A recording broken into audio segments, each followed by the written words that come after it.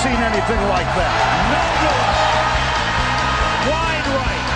Little roller up along first. Behind the bag. It gets through Buckner. Here comes Knight, and the Mets win it. Oh, the band is out on the field. He's going to go into the end zone. He's going to the end zone. The Bears have won. The Bears have won. Oh, my God. You believe in miracles? Yes. It's the Davey Mac Sports Program, where we talk to sports and other stuff, like the holidays. Yeah. Speaking of which, how do elves clean themselves after making toys? Anyone? With hand sanitizer. Get it? Hand sanitizer. Yeah, that one was so funny Dave forgot to laugh. Anyway, I'm Roy Harder. And here's your host, Mr. Eastside David McDonald, everybody. Listen. Don't you tell them. Sanitizer.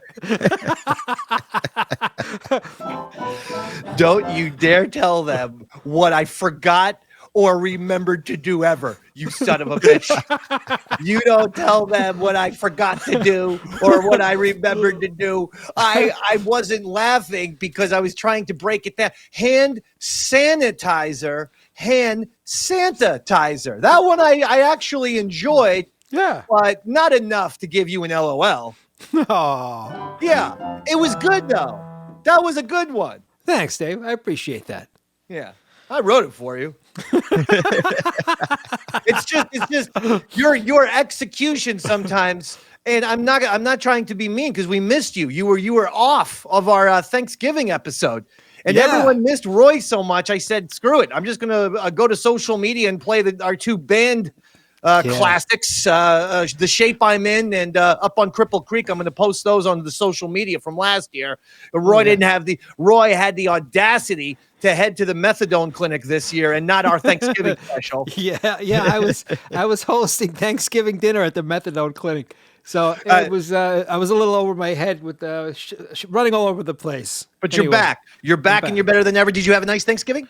I had a lovely Thanksgiving. Thank you, David. And it looks like, judging from your social media photos, you did as well. I did. Judging from my social media photos, all I do is complain about the Giants for the most part. Well, the family photo looked lovely. The one that you took. That was on my personal page, sir. That was not on the @Eastside Dave social media. Oh, I didn't know that. Don't forget. Oh, yeah. I have exactly one account for like legitimate Facebook. Here's a stupid photograph of me and my family. And I don't mean my family's stupid. I mean, I am. Me. Yeah. And so I do that one for that. But that's nice. That's nice that you liked it. Yeah, those always get lots of. I post on my regular thing like once every 8 months. Oh yeah, it's very. But we had a fantastic Thanksgiving. I was very, very pleased. And I got to tell you something here. We are used to the Detroit Lions, being good these last few years, and we had a Thanksgiving throwback where the Lions sucked. Yeah. What a choke job to the Green Bay Packers, and the Lions had already lost to the Packers earlier this season. So let's get into it. Roy Harder's here. Bobby Tenborough's here. Davey Mac on a Monday, December 1st, 2025, as we are winding down this year, Roy. I know. We are also winding down the NFL season. It doesn't surprise me, like Mike Francesa gets surprised by the calendar every year. Don't know why every single year Mike Francesa is it's week 12 of the NFL season. It really flies by. Can you believe it already? It's here. Week 12. And then next week, it's going to be week 13. Can you believe it? Santa Claus is almost here, kids. Can you believe it already? Time flies. I felt like last week I was celebrating July 4th. With Ro in Massapequa. We have a cookout. We invite everybody in Long Island except for Harder and Sean O'Barry. We had several issues with Sean O'Barry and the IPAs. Uh-oh. And urinating outside. And Roy Harder is simply a THC-consuming wild card. The unpredictability factor of Roy Harder is worse than a goddamn hurricane. I may stick my dick in the mashed potatoes. I mean, see? I mean, he literally just confessed to here live. It's amazing, you know. And then after Christmas, kids, you know what happens? New Year's. Incredible how that happens every year. Just days after Christmas, you get another major holiday. It's amazing how time flies, isn't it, kids? I'm Mike Francesa. Apparently, I'm just still learning how time works, okay? It's like I tried to read Stephen Hawking, okay? A Brief History of Time, okay? It describes physics, space-time, okay?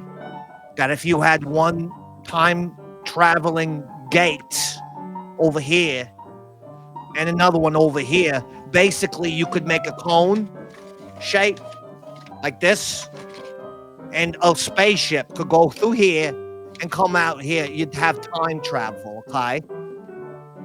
And the first thing I'd do, if I could go back in time, okay, I'd order a huge case of the original Diet Coke before they put so much sweetener in it. Okay? That'd be my number, you know, because, you know, Ro, she's always on, she says, Mike, too many Diet Cokes. I go, Ro, I wanted to do regulars, okay, RCs, regular Cokes. And you told me I was getting quite fat, okay? I thought your words were blunt and hurtful. Nevertheless, I go switch to Diet Coke. It doesn't taste the way it did in 1989. Okay, you get a Diet Coke from 1989, and you put it next to one of the RCs of 20, you know, well, that's regular Coke. You put it one next to the DCs, the Diet Cokes, the DCs of 2025. DCs of 2025 got some artificial stuff in it. Okay, so if I had access to a time traveling machine, okay, I'm pretty sure the first thing I do is buy a case of original Diet Coke, okay? I'm Mike Francesa. My priorities are just fine. Fuck you, America. Put 'em up. Put 'em up. But yeah, it was depressing with the Lions because I've gotten into them with the Giants being like absolute garbage. I feel like I'm not alone with this. I feel like most people's, you know, second NFL team is either the Lions or the Bills. A lot of us, I think, would enjoy just the Lions and Bills Super Bowl, and one of them finally gets a damn Super Bowl trophy already, gets the Vince Lombardi already. But so I'm rooting for the Lions. Dan Campbell was a former Giants tight end. They look like they looked bad, and it was such a step back on Thanksgiving. I'm seeing the old Lions, and I'm not even that impressed with the Detroit Packers or Jordan Love, but. Hey, Jordan Love got the job done, huh? The Green Bay Packers. You said the Detroit Packers, which would the Green Bay Packers, yes. Green Bay Packers defeated the goddamn Detroit Lions with Jordan Love going off. They made Jordan Love look like John Elway, and he's very up and down, in my opinion. This is a very streaky quarterback. It's Jordan Love. But he is. There are some games where you're like, this guy is great. In some games, you go, he's one of the 5 worst quarterbacks in the NFL. Yeah. Oh, wow. And what's bad about him is he doesn't do what some of the studs do, where they show up for the big games and play their hearts out like Eli in the Super Bowl, where he would just be unconscious. He would play like he was Tom Brady. You know, he doesn't do that. It's just all over the place. It could be against the Browns. It could be against the Patriots. Who knows when he's going to show up? I agree. It's very strange. Now, some other football stories emerged. The Steelers, they got crushed by the Bills 26-7. And I'm telling you right now, Aaron Rodgers has reached his I've gotten old and I can't play for shit stage. Sorry. It happened to Johnny Unitas, to Joe Namath. It's happened to most of the great ones. A lot of people forget that Joe Namath ended his career with the Rams, not with the Jets, and he was awful. This is what's going on with Aaron Rodgers. He's 42. Not everyone is like Brady. Brady really is some weird, special, goddamn voodoo, blood-drinking vampire. He actually is. Arian. Like, I'm pretty sure that Brady was doing some of that weird blood spinning, which is when you get blood taken out of you and you put in like the blood of like a 10-year-old inside you. Yeah, I think Keith Richards does that. Doesn't he fly Right. to Switzerland once a year to get it done? Brady was doing that blood spitting too. I'm convinced of it. Most people, when they're 42, they look like Aaron Rodgers. I'm sorry. Aaron Rodgers, as the kids say, washed. Whew. It is really like Rocky IV, where Tom Brady had all the drugs. He had a special dietitian there injecting him with stuff, and Aaron Rodgers is just doing ayahuasca in Alaska, lifting up people in a fucking sled. Yeah, but that'd be one thing if he was getting it done. Rocky kicked Ivan Drago's ass at the end. Dude, Rodgers says sucked. Unfortunately, Maybe Rodgers needs that goddamn commie training regimen. I think we found the difference between real life and the movies, unfortunately. So he doesn't look good. And then what was great to me was after the game, he inferred it was all the wide receivers' fault, even though he missed tons of open guys. He missed a guy on the where he threw the ball 5 yards over the guy's head. It would have been like a 30-yard pickup. The guy was wide open towards the sideline. People who watch the game know what throw I'm talking about. And it was just a bad throw. I mean, really, really bad throw. And then he goes, well, listen, we got to work. Hopefully guys will show up to film sessions, and hopefully guys will show up to practice and stay late. And hopefully we'll get up on the same page. I'll see all the boys out there. Okay, well, this is kind of interesting, Aaron. You know when the time is to establish chemistry? It's in training camp, dopey. The thing that you like to skip every year, including with the Steelers. How you played they would one toe in, one toe out.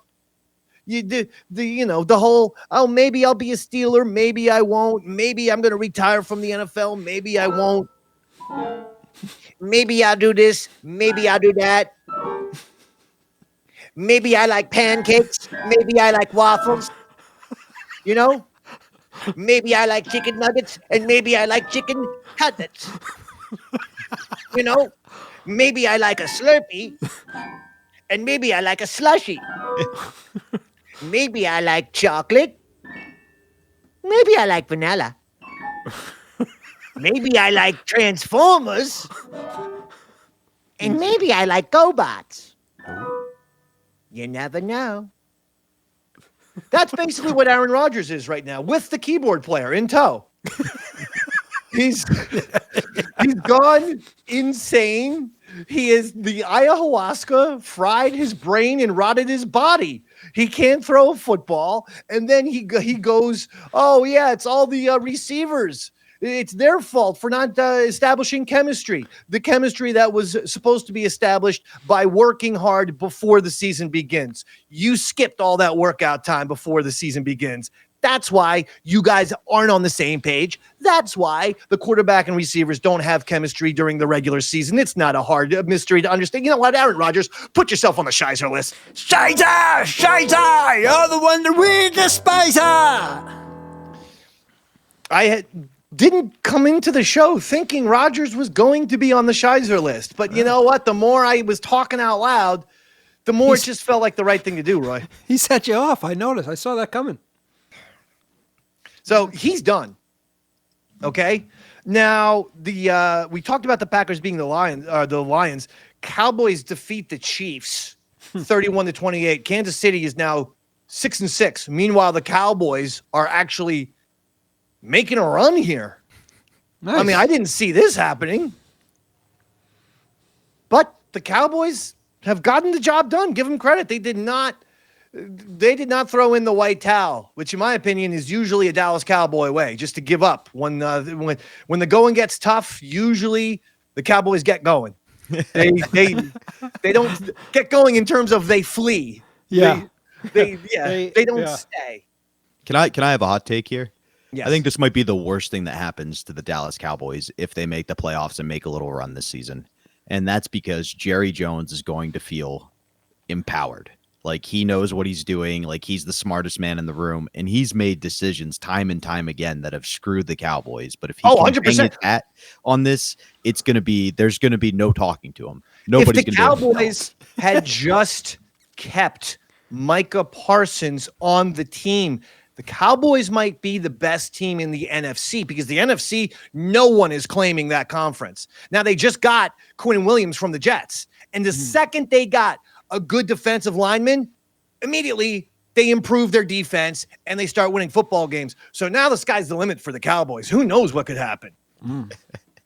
Meanwhile, the Bears beating the Eagles 24-15, and all of Philly is ready to burn that entire organization down to the ground. Remember what I told you about Nick Sirianni? His face is so unlikable. The second that there was going to be any trouble, Nick Sirianni would wind up on the hot seat. The dude literally just won a Super Bowl. And the Eagles fans yesterday were booing and chanting for coaches to be fired.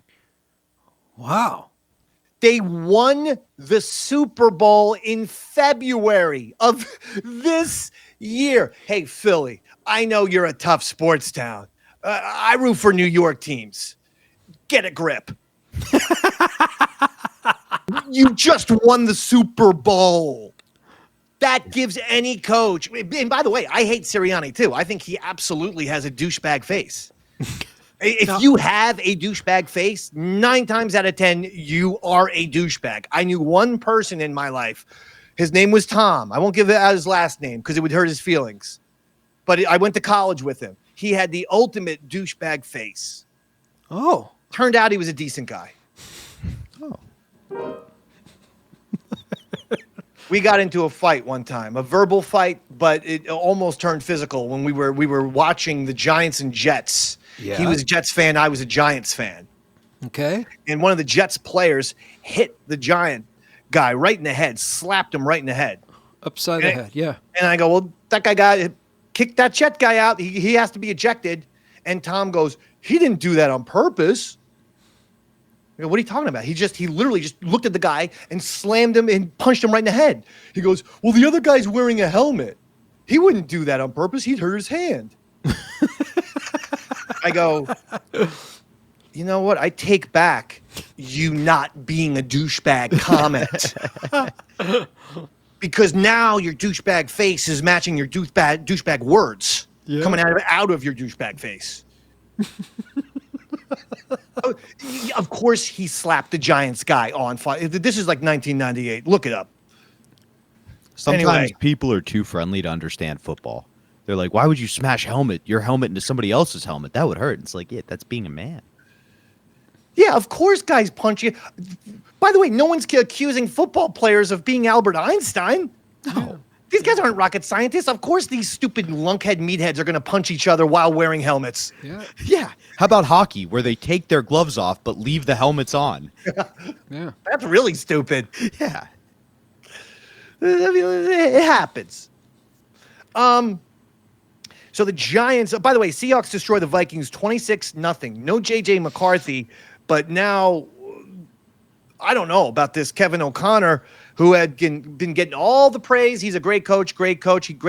He let Sam Darnold walk after Darnold was phenomenal for his Vikings team last year. He let Sam Darnold walk to Seattle. Why?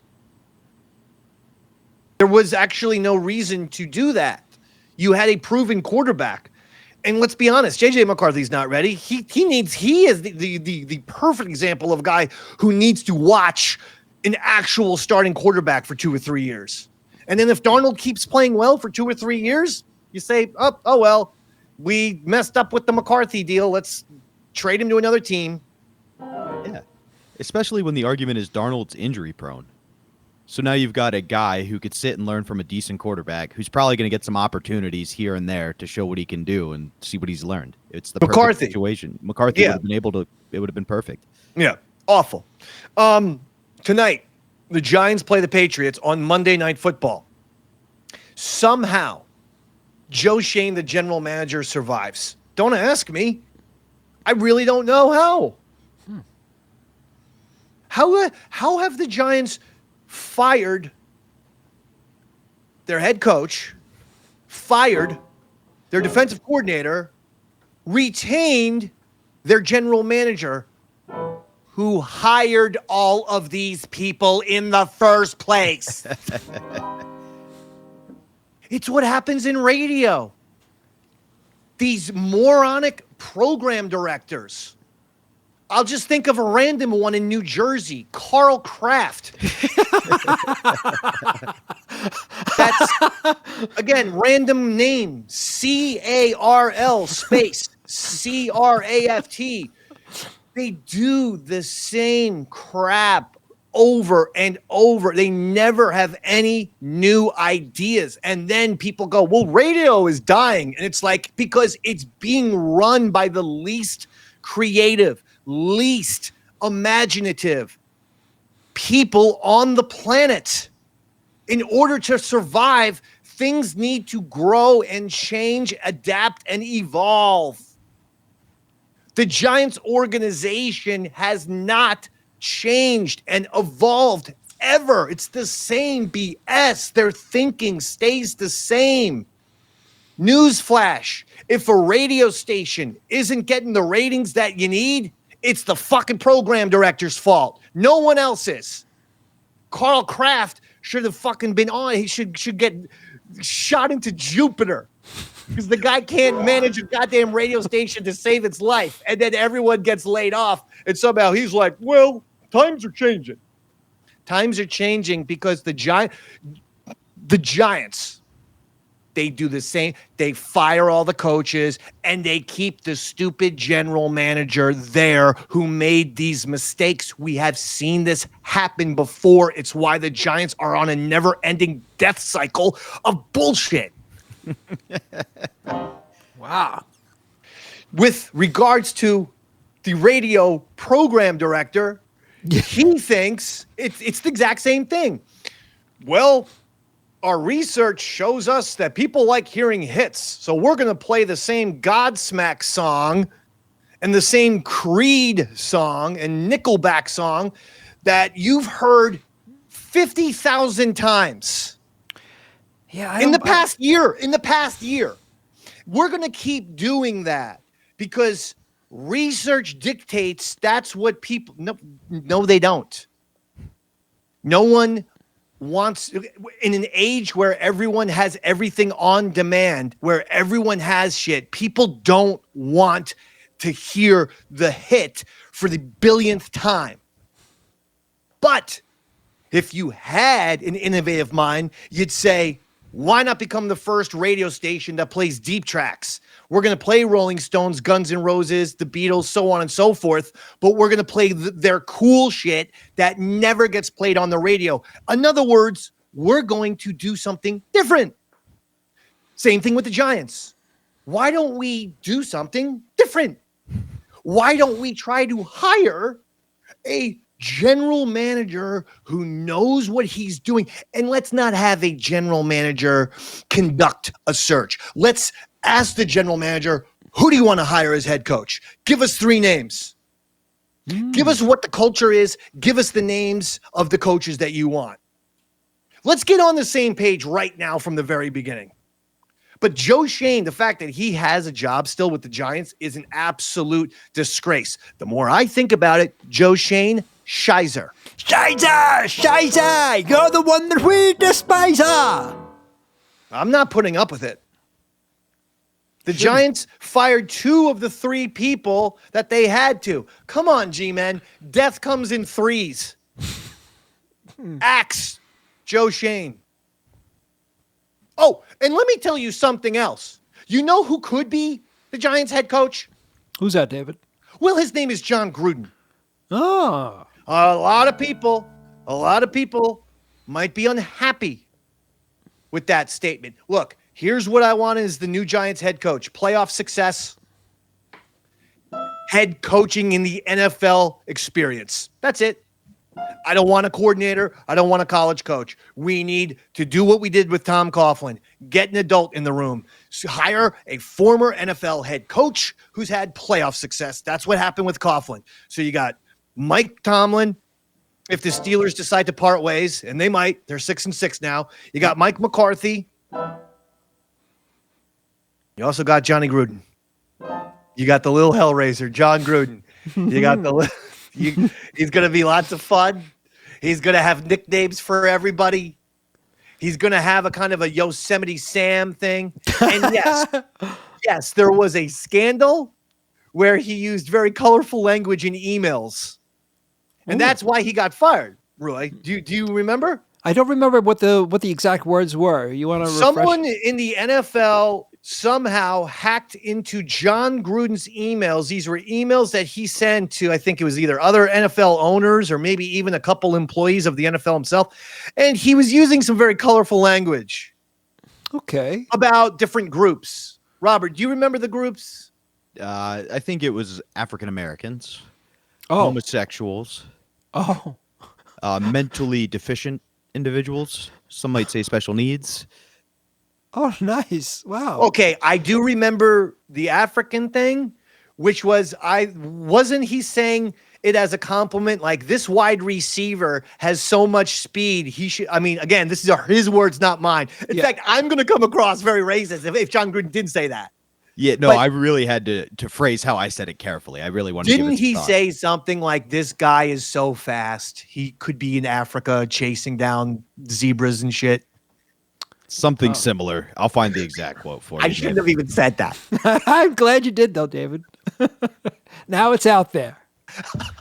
I know. Because if Robert can't find the Gruden quote, it's going to be attributed to me. Yeah, exactly. Now I have a what they call a blackmail clip.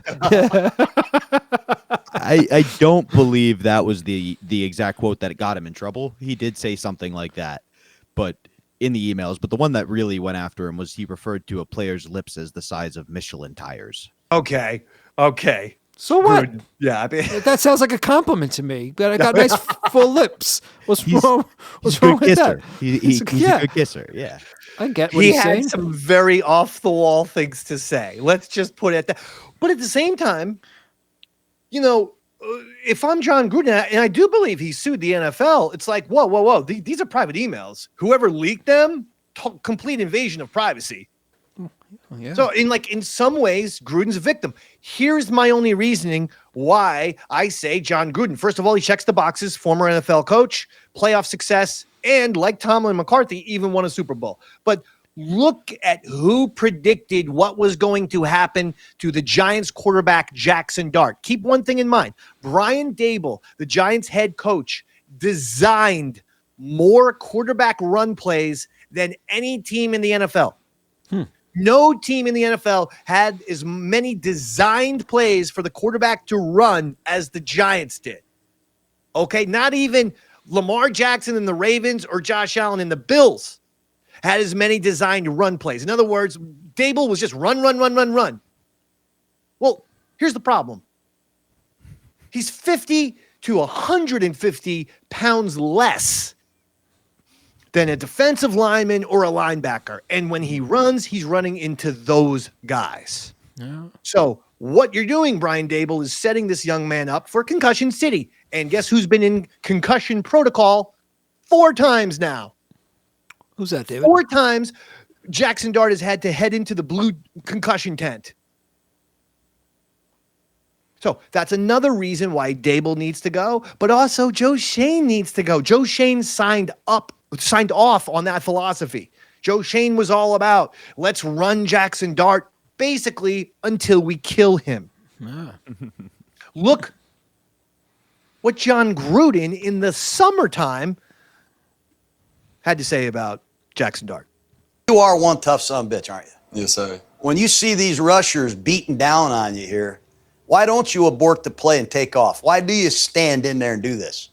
I just feel like as a quarterback, you got to be the one that sets the tone of the offense, regardless of how many times you're going to get hit and not get hit. And, a lot of the best plays are those where, you're close to getting sacked and you just have a split second to get the ball out of your hand. So, I mean, honest to God, man, I have seen you stand in there and take some real heat, man. And it's a credit to you. Do your players and does Coach Kiffin compliment you on this as one of your greatest strengths? Yes, sir. That's the greatest throw I've ever seen. Yeah, this one. I mean, this is unbelievable. What'd you do, piss off Duke in pregame warm-up or something? Yeah, probably had a few words for him. You are one tough son of a bitch, aren't you? Oh, well, that wasn't the one. Shit. Sorry, Robert. I gave you the wrong clip. That was still a great clip, though. It was a very complimentary clip of John Gruden complimenting Jackson Dart. He then went on to go, but why are you doing this? And then he showed a bunch of Jackson Dart runs. And when he showed those Jackson Dart runs, Jackson Dart's taking all kinds of hits to the head. And Gruden says, why are you doing this? You're going to spend more time in the concussion protocol tent than you do on the field. That's what Gruden said verbatim. And he was 100% right. So if you're saying, well, why should the Giants go with John Gruden? He clearly knows Jackson Dart. He clearly respects Jackson Dart. He clearly likes him. I'm happy we played that clip because John Gruden was effusive with his compliments towards Jackson Dart. But the one thing he said is, stop running like this. It's not even that Jackson Dart is taking off on 3rd and 7, picking up the first down. It's that he's running like a full-on running back. He's lowering his head, going in head first, initiating contact. Yeah. He's actually lowering his head, running like a tight end would, like a fullback would. There's no baseball slide in Jackson Dart's repertoire. Yeah. People forget Jay Cutler was fullback sized. When he was going out there and hitting linebackers like a fullback, he was built like a fullback. He was of equal weight. It's different when you're, like you said, 50 to 150 pounds lighter than these guys. You're going to get hurt. Look at Jackson Dart's not nearly as big as that guy or Josh Allen or Ben Roethlisberger. I mean, he's thinking this guy is Big Ben, 6'6", 270. Jackson Dart isn't this large. No, he's going to get killed.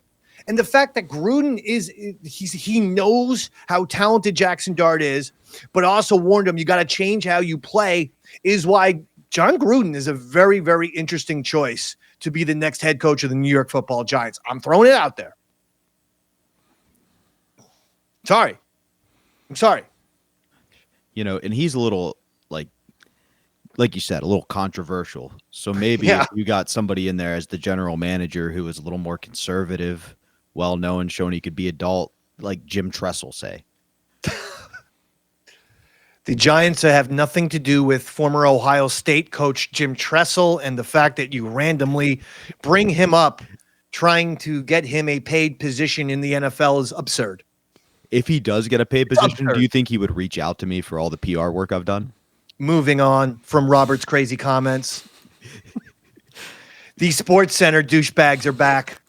Oh, no. What happened now, Roy, David? Yeah. They got a new fitting? I'll show you. At this point, I'm pretty sure these two guys are watching the Davey Mac Sports Program and now are trolling us. Like, they're now doing this for us because these guys now have a Liberace and his assistant Scott type of vibe to me. Okay. Before you do it, Robert, understood. Can we just quickly show the two pictures? Always like to remind folks of our fun SportsCenter guys.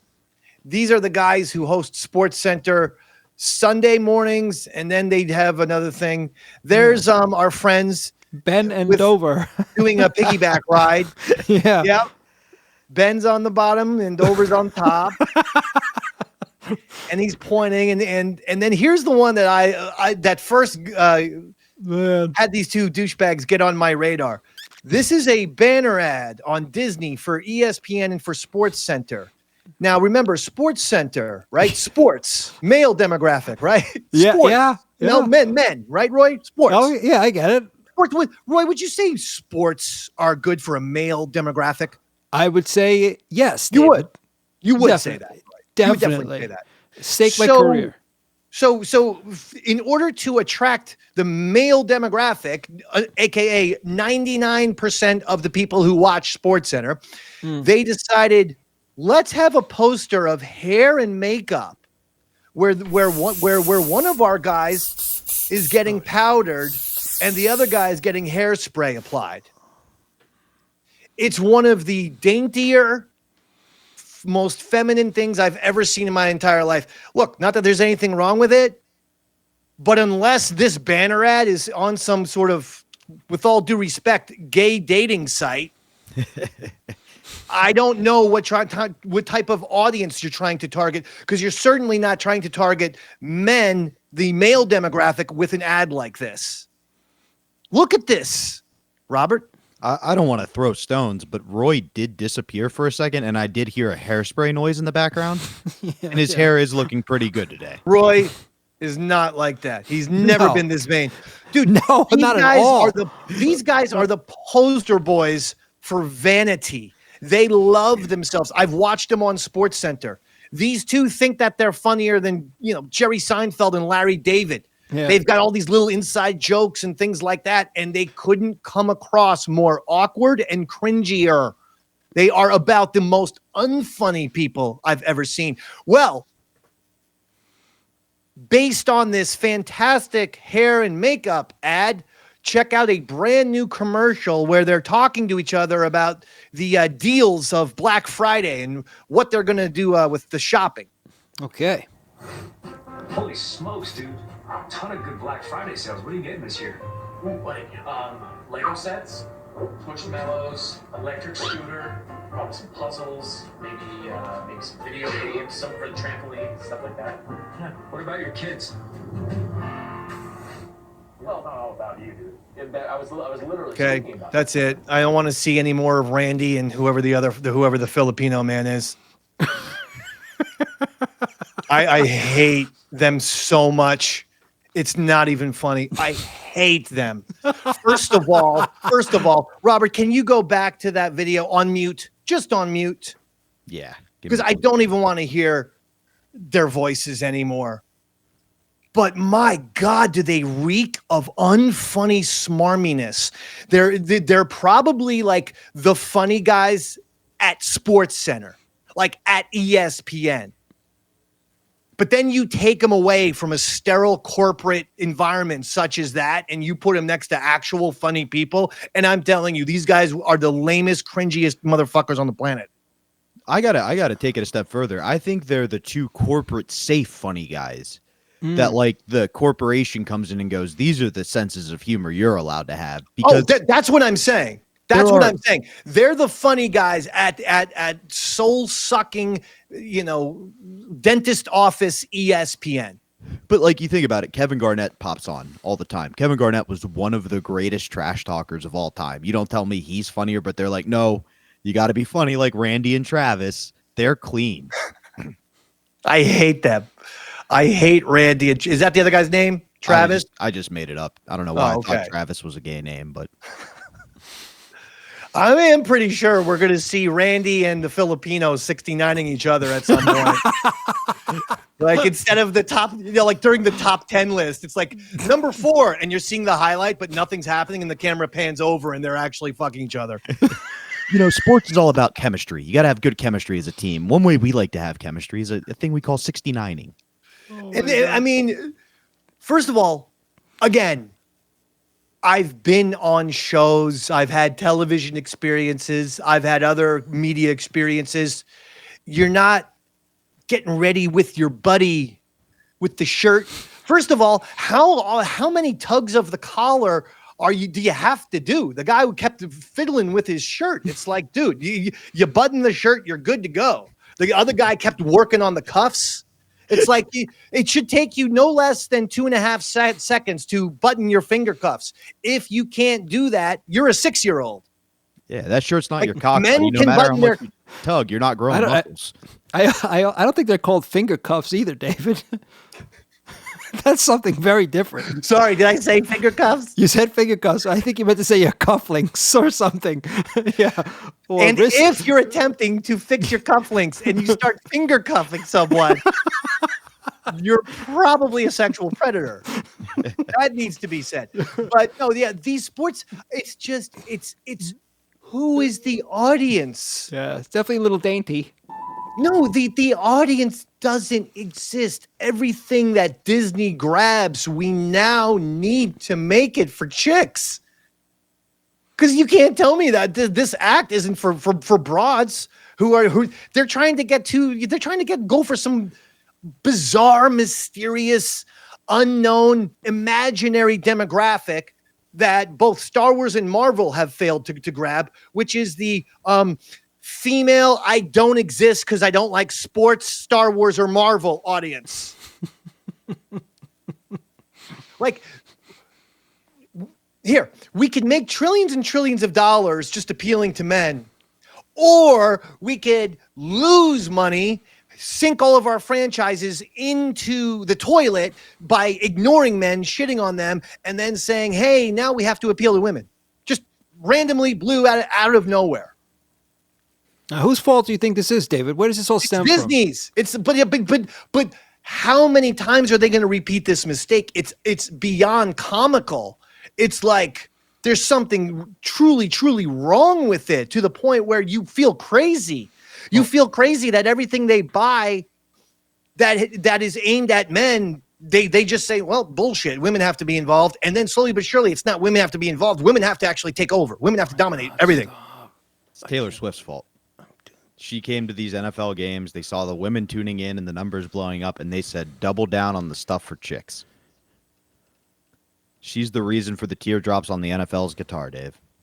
Well, it's not. In the long run, all they're doing is alienating their very sizable core audience that's going to support them no matter what they do. But you keep talking down to your core audience. You keep condescending them. You keep telling them when things are clearly not working and they have problems, and you say, well, you're not fans anymore, or this isn't for you, the way Star Wars fans were told, well, Star Wars isn't for you anymore, guys. Huh? No. And it's like the same thing with ESPN. It's like, well, ESPN has a blah, blah, blah, blah. Shut up. Yeah. If ESPN, if their ratings were just through the roof, where it was undeniable that they were having so much insane success, they're making billions and billions and billions of dollars in profit, and that everything that they're doing is working, then I wouldn't have an argument right here. But here's the problem. Everything they're doing is turning to shit. The Acolyte ratings in Star Wars were atrocious. The Marvel has totally fallen off the map. I mean, completely. And now the ESPN it's a joke. It's a shadow of what it used to be. That's all I'm saying, Roy. That's all I'm saying. It's probably part of the bigger picture there. Part of the bigger picture there, David. Well, I'll tell you what. So someone else who's ruining my life, and that's Hal Steinbrenner of the Yankees. Oh, Hal really? Steinbrenner recently had a Zoom interview. By the way, he was wearing some ratty t-shirt. His hair looked very messy. We only ever saw George Steinbrenner in a suit and tie, and then in later years, a blazer and a turtleneck. But basically, always dressed up. And here's Hal Steinbrenner looking like he's on his way to a Jimmy Buffett concert. I mean, honestly, I thought he was 5 margaritas in. I mean, the hair was disheveled, and in this interview, Roy, the guy goes, according to Forbes, the Yankees made over $700 million last year. Safe to say the Yankees are doing very well. And he goes, no, it is not fair to assume that we've made a profit. Now, they made over $700 million. The player payroll is $315 million. Wow. They have the competitive balance tax by Major League Baseball, $63 million. And then Hal Steinbrenner claims that the Yankees have to pay to New York City $100 million as well in real estate. But if you do that, 315, 415, 415 plus 63 is 478. Okay. So in other words, $478 million. And let's say it cost another $100 million to pay all their employees. Let's say it costs another $150 million to pay all their employees. You're getting roughly around $600 million. So so first of all, Hal Steinbrenner right off the bat is lying to you. He's lying to you. The Yankees absolutely made a profit last year. Hal Steinbrenner was trying to infer that the Yankees didn't make any profit. If the Yankees didn't make any profit, it's because Hal Steinbrenner doesn't know what he's doing. We just did simple math for you, but here's one thing that he did not attribute. That was $717 million that the team made through games at Yankee Stadium. He didn't talk to you about how much money they're making on the YES Network, how much money they're making through television rights. He didn't mention how much money they're making in Yankee hats, which, believe it or not, contribute in a major way to the Yankees' finances. The Yankee hats are beyond, they transcend baseball. Yeah. Oh, yeah, of course. Jay-Z made it more famous than a Yankee could. Yeah. Jay-Z, Fred Durst made the colored ones famous. See, the red ones were flying off the stocks. Now you got all kind of different colors and different kind of weird things going on. Jay-Z you said Jay-Z made the colored ones famous, David? The colored hats. And that was Fred Durst, actually, the white guy. Oh, yes. Okay. Thanks. Yes. Thanks for clarifying that. So here's the point. The point is Hal Steinbrenner has completely lied to you. Hal, you're lying to everyone. What about And taxes? Did we take that into account, David? I'm sure the city takes a nice big chunk of that income. He said $100 million. That's what he figured. The taxes was the $100 million. Oh, okay. But according to my calculations, the Yankees should still have $150 million left over. And that's just with that $700 million number that Forbes was giving them, that Hal confirmed, basically. But that does not include all of the money they made. That is my point. What was left out was a lot of shit, including merchant TV rights. Yeah. But by the way, so because Hal Steinbrenner lied, I have to tell you, Hal, put yourself on the Shizer list. Shizer! You're the one that we despise! Yeah. You guys see Billy Mitchell on the screen too? Yeah. Well, they don't see you, Roy. They don't see it, Roy. It's just us gotcha. three. Yeah. Remember? Gotcha. I just wanted to make sure. We don't see they don't see the things that we see. Yes. It's my subtle way of reminding Dave what's next on the show prep so that the audience doesn't know, but it just keeps Dave on track. But Roy, you've removed that fourth wall. Yeah, there you go. But I want to discuss something else first before we get to Bill, and we will get to Billy. And I love Billy Mitch so much, folks. What a wonderful man. And folks, when you're a superstar like me, you can count on text messages from Billy Mitchell late at night. And you can count on videos also supplied to you by Billy Mitchell. And we will get to it shortly, but I have to play something that this is just so great. Real quick, basketball. The Knicks won yesterday, so they're 10-1 at home. They're second in the Eastern Conference, only behind the Pistons. It's Pistons number 1, Knicks number 2. Then you have Raptors 3, Heat 4, Hawks 5, Magic 6. In the West, Thunder are number 1. They are off to an insane start again. 1 loss. What's going on here? Oklahoma City number 1, Lakers number 2, Rockets number 3, Nuggets 4, Spurs 5, T-Wolves 6. Very happy with how the Knicks are playing right now. 10-1 at home is their best home start I think I saw since like 1955. All right, they're on fire. But something happened on SportsCenter that was just tremendous. SportsCenter You know how ESPN is so dirty that they still try to pretend that the WNBA is just as big as the NBA, NFL, and Major League Baseball, right? They're trying to pretend like to everyone like this is a legitimate sports league. Yeah. Run by legitimate people. It's not. It's not a legitimate sports league. It's lost $40 million every year. And if it wasn't bailed out by the NBA, it would be totally bankrupt and it would have been gone 20 years ago. So the reason why I say it's not a legitimate sports league is for that reason. It would have failed. It's being subsidized and propped up by the NBA. And ESPN is not a legitimate sports news entity any longer because they believe in gambling they are encouraging gambling. You have to have either or. I'm not against gambling, but you either have to be DraftKings or you have to be ESPN. You can't be both. ESPN is trying to do that right now. Do the gambling thing and the news thing, conflict of interests. They're completely dirty as a result. And then one of the things that they're dirty about is shoving the WNBA down our face and somehow pretending that it's as good as the NBA.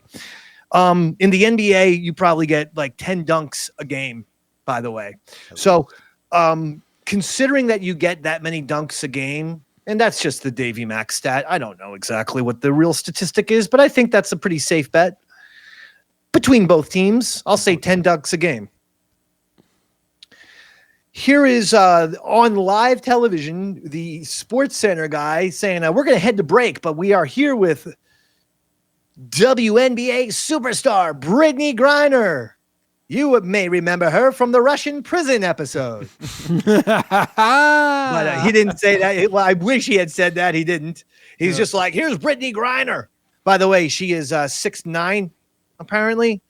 Look at Brittney Griner, and he goes, we're going to go to break. Give us a little dunk. Go ahead, Roy. Watch this now. Go right ahead. She missed. She got rejected. She missed. Well, that's rather embarrassing. Wouldn't you say, David? Kind of like. Don't worry, Roy. She's going to get a second chance to make up for it. Oh, okay. Because, we're on live TV, so that was pretty embarrassing. It's kind of like bringing a vape on a plane to Russia, right? And here we go. Second attempt, and she missed even worse. Oh, my God. It's the pressure we put you on the spot. It's the pressure we put you on the spot. Thank you, Robert. Wow. And then the SportsCenter, because he's all, embarrassed and he's struggling and he's stumbling, mumbling. He's like, it's the pressure. It's the pressure of having to. Sounds like a lot of pressure of having to dunk unguarded. Yeah. Did nobody realize this was almost shot for shot from the movie White Men Can't Jump? Where after they win the big tournament, Woody Harrelson goes, I can dunk. He misses the first dunk. Then he stops, ties his shoes, and what does he do? He pumps up his Reebok pumps that they were bragging about her wearing and then misses the dunk again, and his wife leaves him. I think this all boils down to racism. If Brittney Griner had seen White Men Can't Jump, she would know, don't dunk on live television. Well, then they got to have a new movie, Black Girl Don't Jump. Because, I'm sorry. That was embarrassing. 6'9"? Yeah, that's pretty embarrassing. You have an open court. And by the way, she was like going from the free throw line. I mean, she got a couple dribbles, but she had a big running start, and she missed twice. Live television. And these women right now are in the middle of a collective bargaining agreement negotiation with the WNBA. They have just signed some kind of extension that it gives them to January 9th to come up with an agreement. Otherwise, the WNBA, the players are saying they're going to go on strike. Okay. This would be the single worst strike ever, because if you're a WNBA owner, you should just say, good riddance. I'm selling my stake in the team. NBA, give me my $5 million and let me get the hell out of here. It's nothing but a money pit with an entire league. Yeah. I'm just going to say it, filled with entitled divas. Oh, David. Man. And that's not a racial comment. That's black, white. And other. No. Everyone a part of that league, running that league, and in that league is a straight up, nonsensical, unserious, naive, overly simple moron. Sounds like you just described Disney, David. Same thing. But I mean, look at this. 2 missed dunks on national television. It's terrible. It's embarrassing. We were told that, the WNBA, the women are just as good as the men. I think the strike is going to be probably exactly what they need. It's going to be a nice it's going to be a rude awakening for the organization. That's for sure. You think Brittney's embarrassed, Dave? I went and ranted and said we had to get her back, and everybody was like, no, we shouldn't trade the Merchant of Death for Brittney Griner. And I was like, but can the Merchant of Death dunk?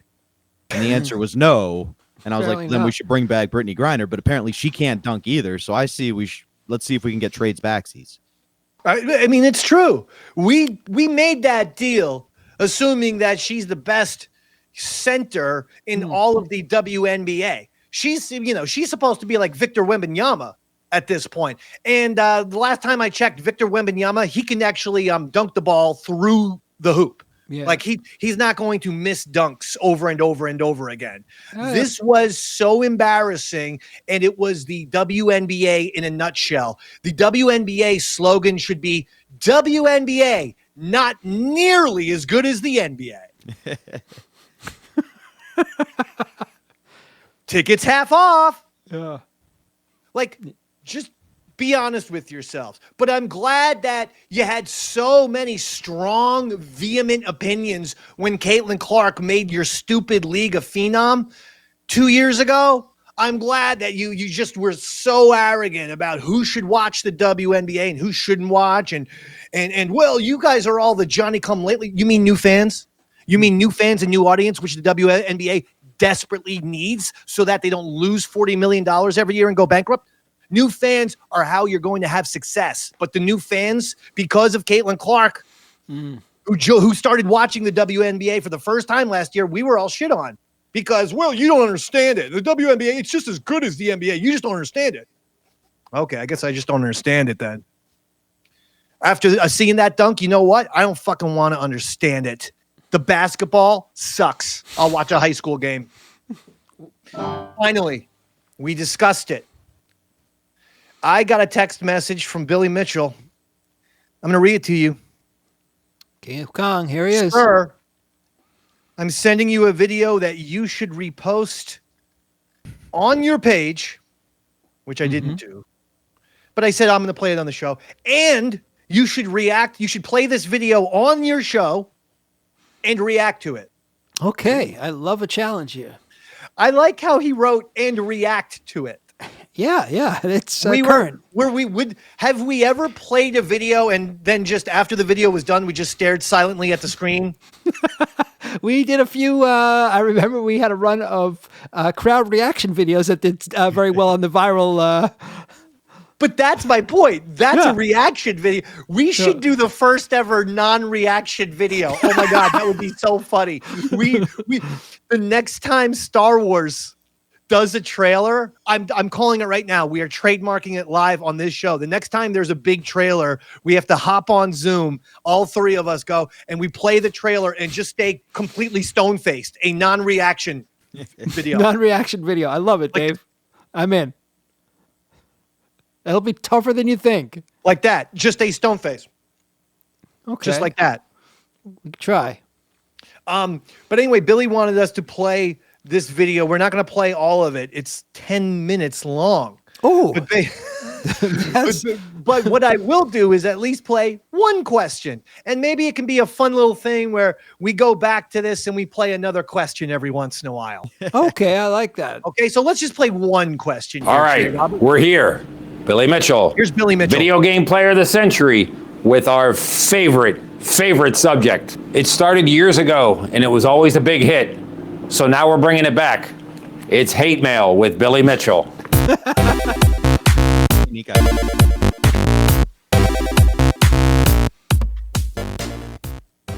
Some of these emails I've seen before. Some of the voicemails I've heard before. Some are actually new to me. All right, this one comes from Joseph. It was to our attorney back in 2022. First of all, the subject line of your contact for validates as if it were a phone number. Let the sand blank you hired to make this shitty WordPress site fix that. Anyway, what kind of would take on Billy Mitchell as a client to harass a YouTuber? I hope both of you get to death by a pack of... this email was sent from somebody's work. Put that email back on screen so I can try to translate what was the most evil email I think I've ever read in my life. Wow. So Billy needs to explain this better.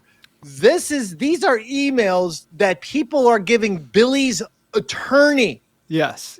Okay, Billy's attorney is receiving hate mail with just due to his association with Billy, much like me. Remember, I had to turn off the comment section on this entire channel because it was just, 9,000 comments of Eastside Dave, you should, fuck yourself to death, or lots of slurs. Yeah, it's great. Tons of slurs, and I'm like, well, this is nuts. Yes, lots of autism out there, buddy. Right. So this is great.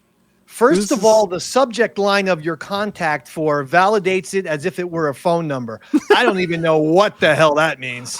I spent a little time deciphering this. What it does is in the subject, it only lets you punch in numbers, and it requires you to put in a phone number.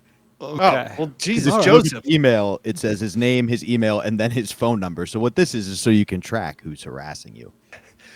Tell the sand N-word you hired to make this shitty WordPress site fix that. What kind of effing anti-Semitic word that rhymes with kite Oh, I know that one, David. would take on Billy, but I know you know it. I'm telling the audience what the word was that was blacked out. Gotcha, David. Would take on Billy Mitchell as a client to harass a fucking YouTuber. I hope you both get raped to death by a pack of... I don't even know what that one last part was. N-words? He left the N uncensored. So Okay. I know that. I hope you I know that get one raped to too. death by a pack of N-words. So he did, wow. He took on Middle Easterners, Jews, You got them all in there, David. gays, blacks. Yeah. I bet So, you works Billy, my he works reaction- at Disney. Here's my reaction to the video, because Billy demanded a reaction. Joseph, I find your email to be hysterical.